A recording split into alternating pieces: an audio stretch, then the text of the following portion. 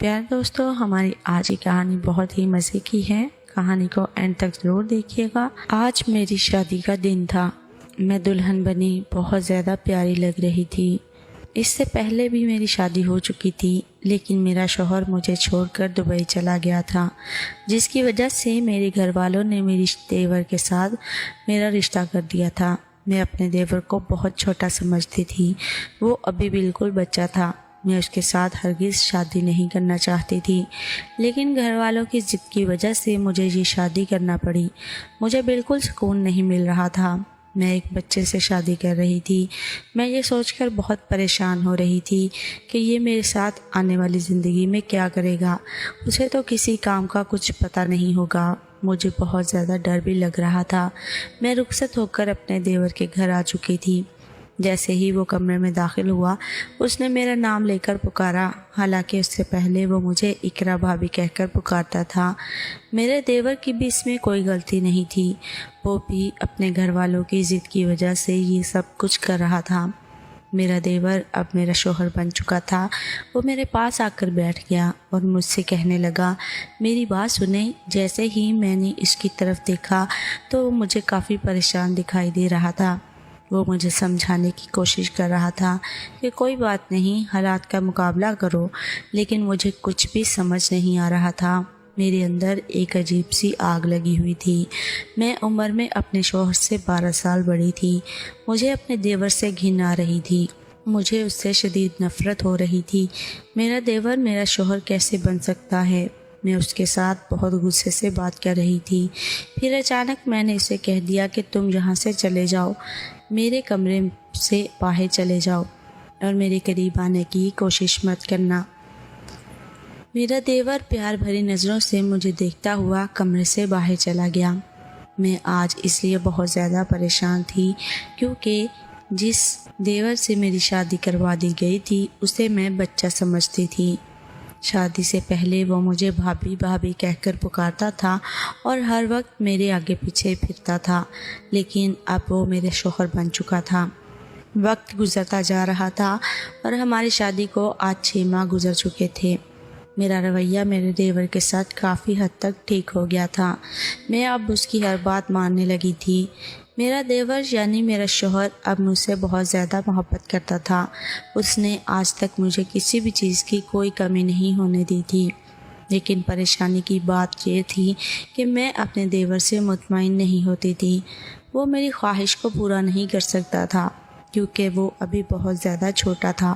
مجھے مطمئن کرنے کی پوری کوشش کیا کرتا تھا، لیکن میں آج تک شادی کے بعد اسے مطمئن نہیں ہوئی تھی۔ یہ بات اندر ہی اندر مجھے مار رہی تھی۔ دن گزرتے جا رہے تھے اور شادی کو آج پورے 9 ماہ ہو چکے تھے، لیکن ابھی تک میرے پاس کوئی اولاد نہیں تھی۔ مجھے دن بدن فکر ہوتی جا رہی تھی۔ مجھے اس سب کی وجہ سے پتہ تھا کیونکہ میرا دیور جس کے ساتھ میری شادی کروا دی تھی وہ ابھی شادی کرنے کے قابل نہیں تھا۔ میں یہ سوچ کر رونا شروع کر دیتی تھی۔ میری حالت دن بدن خراب ہوتی جا رہی تھی۔ مجھے اپنی آنے والی زندگی کے بارے میں بہت زیادہ فکر تھی۔ مجھے بالکل سمجھ نہیں آ رہا تھا کہ میں کیا کروں اور کہاں جاؤں۔ اس چھوٹے سے شوہر کے ساتھ زندگی کیسے گزاروں گی؟ جیسے جیسے وقت گزرتا جا رہا تھا، لوگ مجھے طرح طرح کے طعنے دیتے تھے۔ ہر روز مجھے کوئی نئی بات سننے کو ملا کرتی تھی، جس سے میری پریشانی مزید بڑھتی جا رہی تھی۔ میرا بھی دل چاہتا تھا میں دوسری شادی شدہ عورتوں کی طرح خوش رہوں، لیکن یہاں میرا شوہر میری کسی بھی خواہش کو پورا نہیں کرتا تھا۔ وہ کوشش تو بہت کرتا تھا، لیکن اس سے میری خواہش پوری نہیں ہوتی تھی۔ زندگی سے میں تنگ آ چکی تھی اور پھر میں نے اپنے شوہر کو اسی حال میں قبول کر لیا تھا اور اسے گلہ شکوہ کرنا بند کر دیا تھا، کیونکہ میں جانتی تھی یہ کبھی بھی میری خواہشات کو پورا نہیں کر سکے گا۔ ایک دن میرا دیور مجھ سے کہنے لگا، دیکھو تمہیں حال حال میں میرے ساتھ ہی رہنا پڑے گا کیونکہ اب ہمارا نکاح ہو چکا ہے، تو بہتر یہی ہے کہ تم مجھے قبول کر لو۔ وہ مجھ سے بہت پیار بھرے انداز میں بات کرنے لگا تھا۔ میرا اب تمہارے بغیر بالکل بھی دل نہیں لگتا۔ پھر اس نے ایسے کہتے ہی میرے دونوں ہاتھ پکڑ لیے۔ آج پہلی دفعہ میرے دیور نے اپنی محبت کا اظہار کیا تھا۔ میں بھی اس کے سامنے بالکل چپ ہو گئی تھی۔ میں نے بھی اس کے ہاتھوں کو ज़ोर से अपने हाथों में थाम लिया था। मैं भी अपने देवर से अब मोहब्बत करने लगी थी। अब हम दोनों एक हो चुके थे। आज पहली दफ़ा मैंने अपने देवर को दिल से कबूल कर लिया था और उसे अपना शौहर मान लिया था। मैं अब उसको किसी भी बात का बुरा नहीं मनाती थी। ऐसे ही दिन गुजरते जा रहे थे कि अचानक एक दिन मेरी तबीयत ख़राब होने लगी और मैं किचन में खाना बनाते हुए ज़मीन पर गिर पड़ी। मेरा शौहर किचन में पानी पीने आया और मुझे ऐसे गुजरा हुआ देखकर बहुत ज़्यादा परेशान होने लगा। उसने मुझे जल्दी से उठाया और मुझे करीबी अस्पताल में ले गया। मुझे बहुत ज़्यादा शदीद चक्कर आ रहे थे। मुझसे बिल्कुल भी नहीं चला जा रहा था। मेरे शौहर ने मुझे अपने हाथों में उठाया हुआ था। जैसे ही वो मुझे डॉक्टर के कमरे में लेकर गया तो डॉक्टर ने मेरे कुछ टेस्ट करवाना शुरू कर दिए। मैं मुकम्मल तौर पर बेहोश हो चुकी थी। 3 घंटे के बाद होश आया। मैंने इधर उधर देखा तो मैं डॉक्टर के कमरे में बेड पर लेटी हुई थी। मुझे कुछ समझ नहीं आ रहा था मैं यहाँ कैसे आ गई हूँ।